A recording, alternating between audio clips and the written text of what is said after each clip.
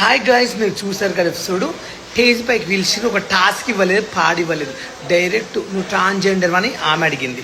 ఈయనేమో నీకు ఫ్యాన్స్ ఉన్నారా, నీకు ఫ్యాన్స్ ఉన్నారా అనుకుంటున్నావు అన్నారు. అంటే మనుషులకు ఫ్యాన్స్ ఉండరా, అంటే నీకే ఉంటారా తోపు అని ఇట్లా ఎంత అవమానించారో మీరు చూసారు కదా. నేను ఉన్నదే చెప్పాను.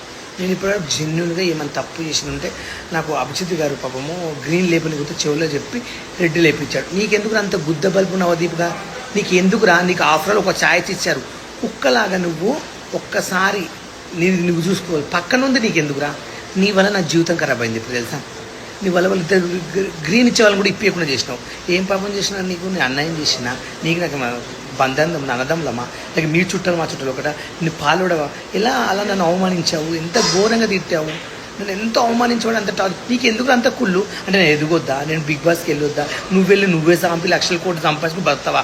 నేను ఒక పేద కుటుంబం నుంచి వచ్చాను రా. నన్ను ఎంత అవమానించారో నువ్వు ఒక ట్రాన్స్జెండర్వా, లేక నీకు ఫ్యాన్స్ ఉన్నారా? అసలు నేను ఎవరైనా దేక్తారా? అసలు నేను ఒక చిల్లర్ వీడియోలు నువ్వు కానీ అవమానించావు. ఎంతవరకు కరెక్ట్? నువ్వు ఎన్ని తప్పులు పనిచేసినావు తెలుసా? నీ మనసాక్షి తెలుసుకో. నువ్వు డ్రగ్స్లో దొరకలేదా? నువ్వు పోలీస్ స్టేషన్ పోలేదా? ఏం చేసినావు? ఏం జరుగుతుందని?